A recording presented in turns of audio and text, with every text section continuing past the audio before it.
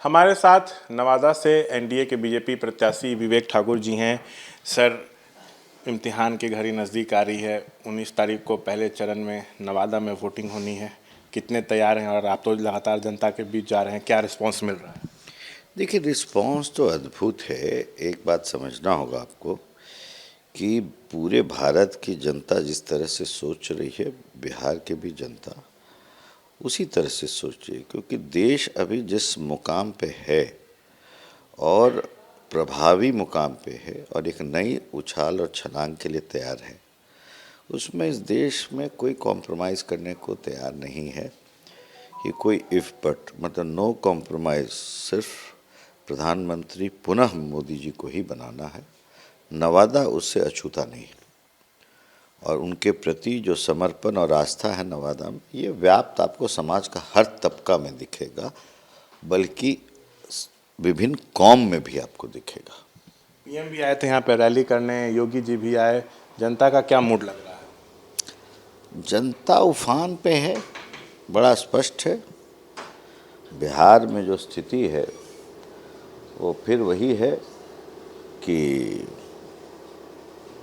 पिछली बार एक सीट हमारी रह गई थी एनडीए की, इस बार 40 में 40 होगी और उसी दिशा में बढ़ेगा कि अब की बार 400 पार।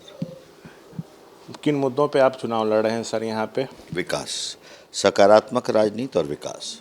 देखिए, नवादा भी लालू यादव के उसी कालखंड का मारा हुआ है जो पूरा बिहार जिसमें मरा था। ये भी नरसंहार और हत्याओं का एक मगध का एक केंद्र ये भी हो गया था। तो इस सब के चलते नवादा अपनी विकास यात्रा में बहुत पिछड़ गया।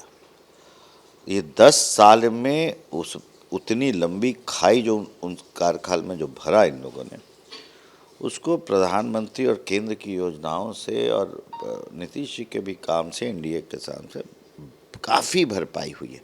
फिर भी अभी भी यह आकांक्षी जिलाओं में से एक आता है और यही चेष्टा हमारी है कि जो प्रधानमंत्री ने संकल्प लिया है कि आज़ादी के 100 साल के बाद भारत की संज्ञा बदले और एक विकसित भारत के रूप में भारत जाना जाए।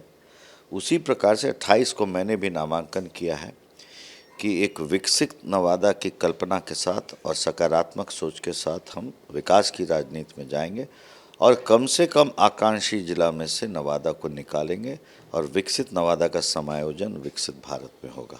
सर, क्या आप यहाँ पे त्रिकोणीय मुकाबला मान रहे हैं? एक तरफ से आरजेडी के प्रत्याशी हैं श्रवण कुशवाहा, दूसरी तरफ राजबल्लभ यादव को एक फैक्टर यहाँ पे कहा जाता है। उनके भाई को आरजेडी से टिकट नहीं मिला, वो निर्दलीय लड़ रहे हैं और उनको 2 आरजेडी के विधायकों का समर्थन प्राप्त है। तो क्या आप मान रहे हैं कि ट्रायंगुलर फाइट होने वाला है?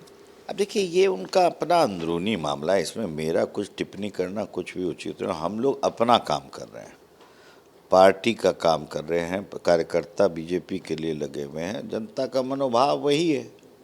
तो वो अंदरूनी मामला बेहतर होगा आप ही कि वहीं पर उन लोग से पूछिए आप। श्रवण कुशवाहा से मेरी बात हुई तो कह रहे हैं कि मैं स्थानीय हूँ, मैं यहाँ का बेटा हूँ, सो बाहरी लोग यहाँ से आकर चुनाव लड़ते हैं, जीत जाते हैं, लेकिन इस बार ऐसा नहीं होगा, जनता हमको मौका देगी। सो किसी बाहरी को मौका नहीं। जनता का ये सब भारी अंदरी का जो है ना विषय, इस चीज़ को समझिए कि इसका जन्म तिथि होता है चुनाव के कुछ महीना पहले और मृत्यु का तिथि होता है चुनाव संपन्न होने का। फिर अगला चुनाव आएगा, फिर ये पुनर्जन्म लेता है।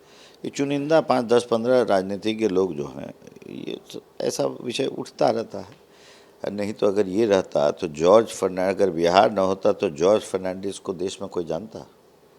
शरद यादव तो लालू ही यादव को हराए थे। कहाँ के थे शरद यादव? और मधेपुरा से हराए। तो इन लोग क्या, अब तेजस्वी आके ये सब बात बोलते हैं, शोभा देता है? राघोपुर के विधायक हैं, घर कहाँ है? राघोपुर है? विकास की बात कर रहे हैं, राघोपुर का क्या विकास हुआ है? जाके एक बार घूम आइए, आप चुनाव में आए हैं दिल्ली से अगर तो। दूसरे भाई हैं जो वो महनार के पास से खड़ा, घर है क्या वहाँ? बहन जो है पाटलिपुत्रा से 2-3 चुनाव लड़ चुकी हैं, भले हार चुकी हूँ, फिर लड़ रही हैं, घर है क्या वहाँ? एक तो सीधे विदेशी से आके छपरा लोकसभा लड़ रही हैं, घर है क्या वहाँ? ये सब ढकोसलेबाजी करता है इन लोग, ये सब कोई सुनने वाला है विश्व। एक आखिरी सवाल, परिवारवाद इस चुनाव में एक बड़ा मुद्दा है। पीएम इस मुद्दे पे लालू परिवार को घेरते रहे, लेकिन बिहार में जिस तरह से टिकट बंटवारा हुआ, चाहे एनडीए हो चाहे महागठबंधन, परिवारवाद दिख रहा है। आप इस परिवारवाद पर क्या कहना चाहेंगे? आरजेडी कह कि अभी तो सीपी ठाकुर के पुत्र हैं, तो क्या बीजेपी को यहाँ पे परिवारवाद नहीं दिखता? ऐसा विपक्ष सवाल उठा रहा है। देखिए, आप शायद ध्यान दिए होंगे या नहीं दिए होंगे, मैं जानता नहीं हूँ। परिवारवाद के जो प्रधानमंत्री जी की परिभाषा थी, लोकसभा के पटल में बड़ा विस्तृत रूप से उन्होंने रखा था। मैं 30 साल 30 इयर्स 3 दशक से भारतीय जनता पार्टी का कार्यकर्ता हूँ।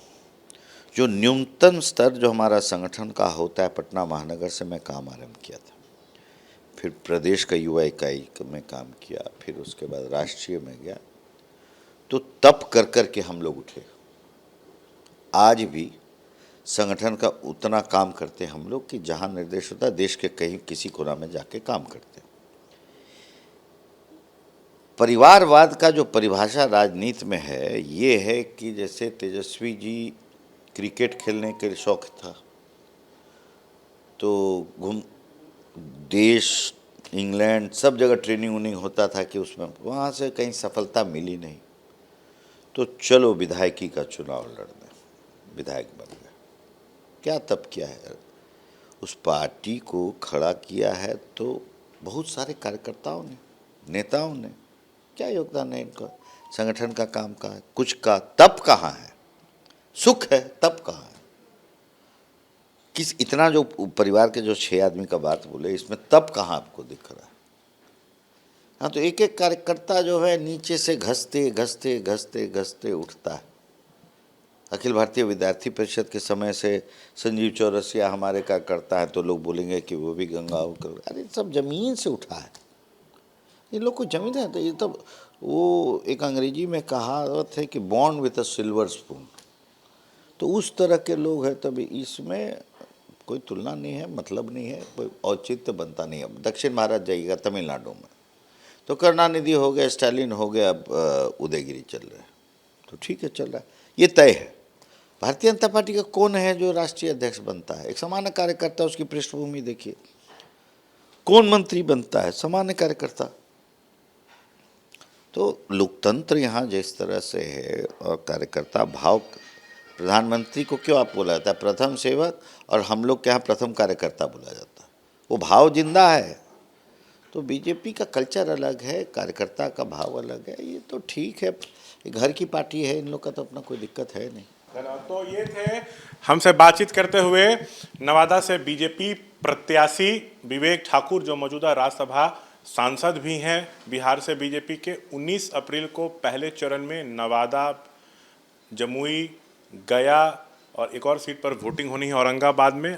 17 तारीख आज है और आज चुनाव प्रचार जो है वो थम जाएगा। कैमरा पर्सन विशाल राय के साथ शशांक कुमार, एबीपी न्यूज़, नवादा।